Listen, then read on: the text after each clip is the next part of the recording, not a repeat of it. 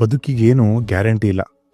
ಆಗಷ್ಟೇ ಹೊಸದಾಗಿ ಮದುವೆಯಾದ ದಂಪತಿ ಬೇರೆಯವರಿಗೆ ಪ್ರೀತಿಯಿಂದ ಸುತ್ತಾಡಲು ಹೋದ್ರೆ ಅವರು ಮರಳಿ ಬರ್ತಿಲ್ಲ. ಭಯೋತ್ಪಾದಕರು ಅವರವರ ಪ್ರೀತಿ ಪಾತ್ರರ ಮುಂದೆ ಗುಂಡಿಟ್ಟು ಕೊಲ್ಲಿದ್ರು.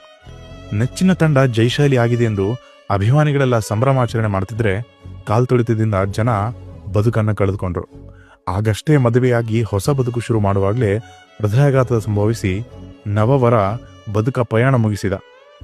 ಕನಸಿನ ವಿಮಾನದಲ್ಲಿ ಸಂಚರಿಸಿ ಆಕಾಶದಿಂದ ಭೂಮಿಯ ನೋಡಲು ಕಾತುರದಿಂದ ಕಾದ ಮುಗ್ಧ ಜೀವಿಗಳು ಸುಟ್ಟು ಕರಕಲಾದವು.